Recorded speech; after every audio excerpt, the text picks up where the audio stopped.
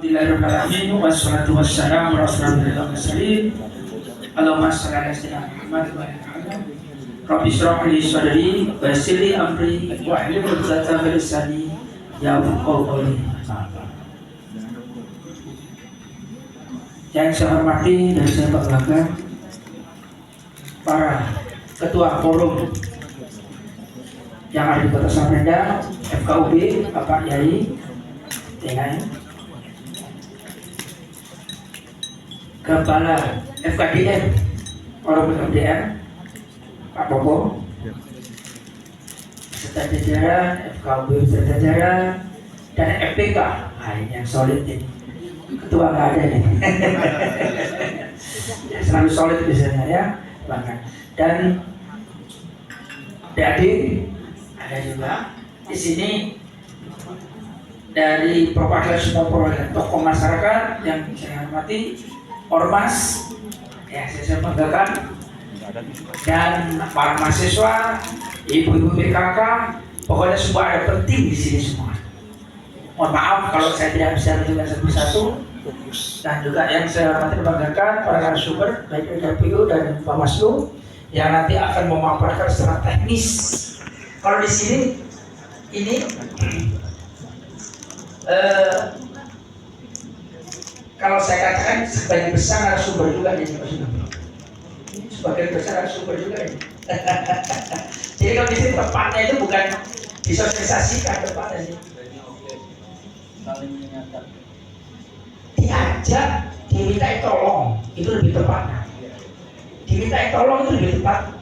Jadi saya kumpulkan di sini adalah ini pertama kali kita sosialisasi untuk Pilkada 2024. Ini pertama kali. Artinya yang ada di ruangan ini itu adalah orang-orang yang paling kami banggakan. Karena nanti ini selanjutnya yang ada di sini satu persatu nanti bergiliran saya undang menjadi media suara. Narasumber maksud saya. Ya.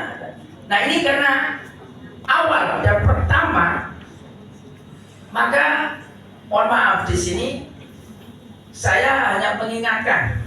Jadi siap-siap nanti Bapak Ibu sekalian yang di sini kami akan melibatkan untuk mensukseskan ya, pilkada. Kalau pemilu sudah, ya saya ucapkan banyak beribu terima kasih kepada Bapak Ibu yang di sini yang selama ini membantu kami semua ini sesudut senang. Mungkin ada saya 3, 4 kali, 5 kali ketemu saya dalam forum.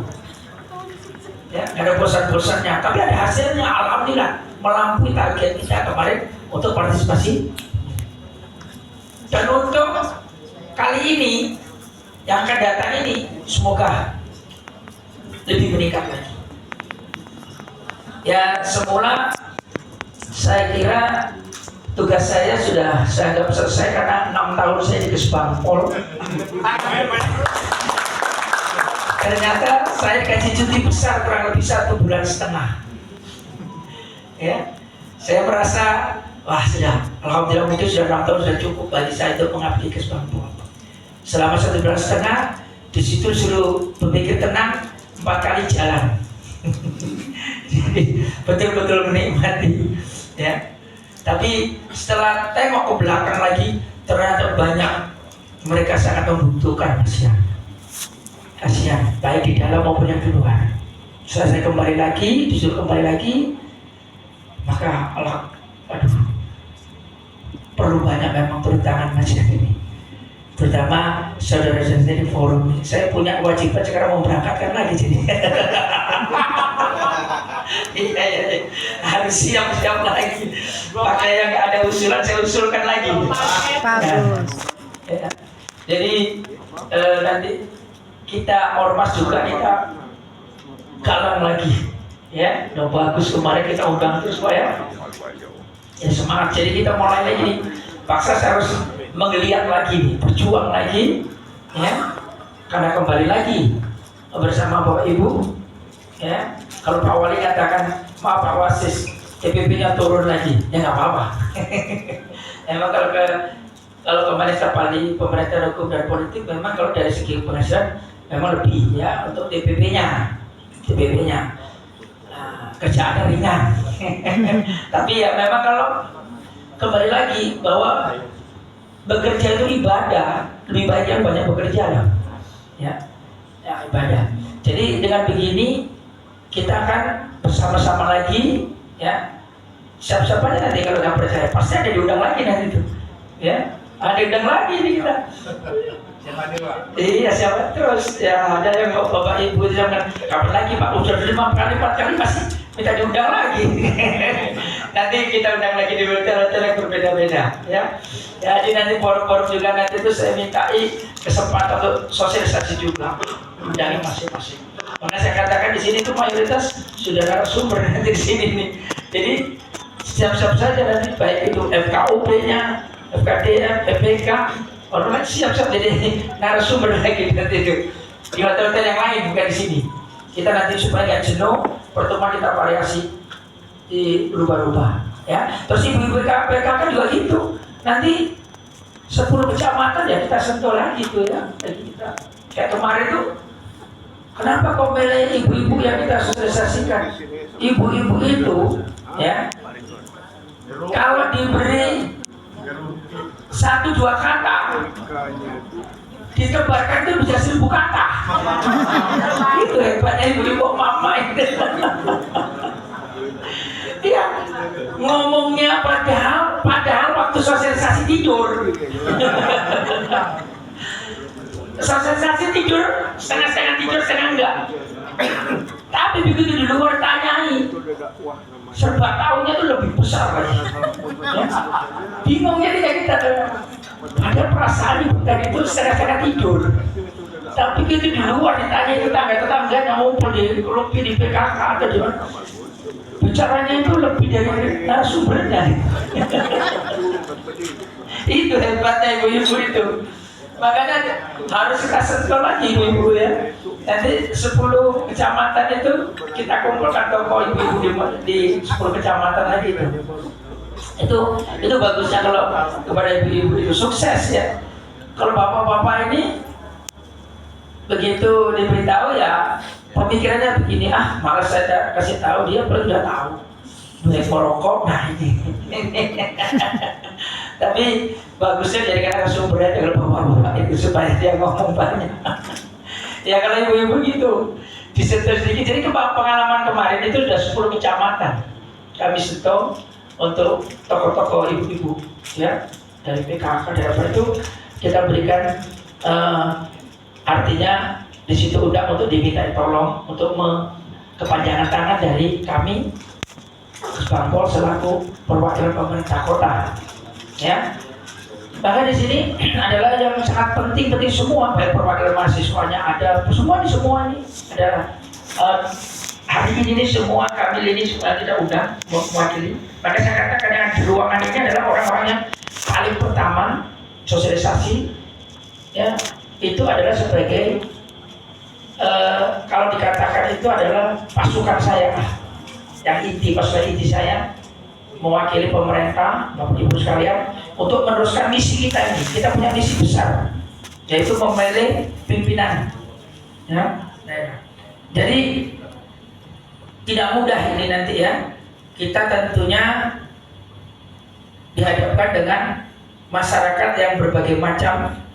Nah makanya di sini karena masyarakat bermacam-macam, kurang lebih DPT-nya itu 600.000 lebih. Ya.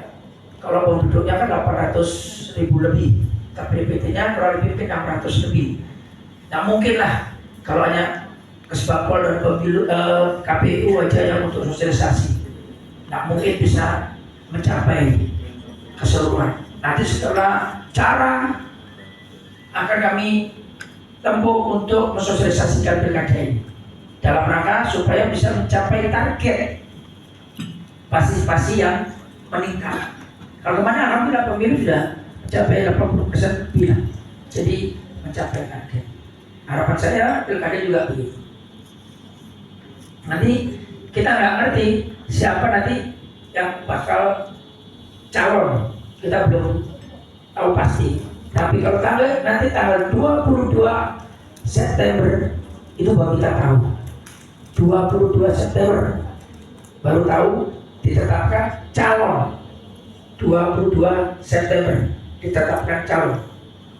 Nah, disinilah Bapak Ibu sekalian saya minta tolong diberi edukasi masyarakat sekitarnya, karena saya anggap yang ada di sini nggak mungkin orang yang biasa-biasa. Yang ada di ruangan ini ada orang yang luar biasa. Nggak mungkin. Ya, karena kami sudah menyuruh staf saya untuk mengundang orang-orang yang memang pertama ini adalah orang-orang yang utama yang akan siap bergerak bahu-membahu dalam waktu yang tidak cukup lama, tapi dalam waktu dekat ini kita mulai sosialisasi terus. Jadi jangan bosan-bosannya Bapak Ibu sekalian, nanti kami undang dan kami minta tolong untuk terus giat dalam mensosialisasikan pilkada ini. Seperti kita ketahui, beri edukasi masyarakat bahwa kalau suara Anda tidak Anda salurkan, maka kita tidak mendapatkan pimpinan yang kita harapkan. Jangan tenang-tenang, kalau misalkan sudah di lingkungan rumahnya udah bagus jalannya, yang biasa kehalangan banjir tidak lagi kebanjiran, itu bukan kita memilih pimpinan kita. Kalau kita memilih pimpinan yang salah, dia nggak bisa memenuhi harapan kita. Nah, harapan saya partisipasi meningkat, pilih yang cermat, ya.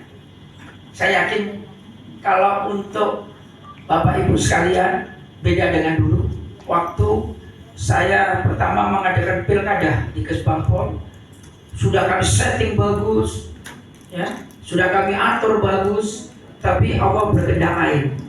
Hanya diturunkan satu saja ujiannya, itu COVID. Hancur semuanya. Bahkan sampai tertunda pelaksanaan pilkada. Tapi alhamdulillah, semoga cukup waktu itu saja ujian bagi kita. Untuk ke depan semoga tidak ada lagi ujian seperti itu, sehingga kita bisa melaksanakan sosialisasi ini, ya. Karena sesungguhnya memilih pemimpin itu adalah juga bagian dari ibadah. Ya, kalau zaman dulu itu untuk memilih pemimpin, kalau membaca sejarah-sejarah kerajaan, itu memilih pemimpin itu taruhannya darah. Padahal dia sama saudara itu anak dari raja, mungkin dari Sriwijaya atau apa, itu dua itu aja misalkan. Dia di atas ya rukun-rukun aja, tapi pembelaannya di bawah itu dulu merebut kekuasaan itu dengan tumpah darah. Kalau yang sering membaca sejarah,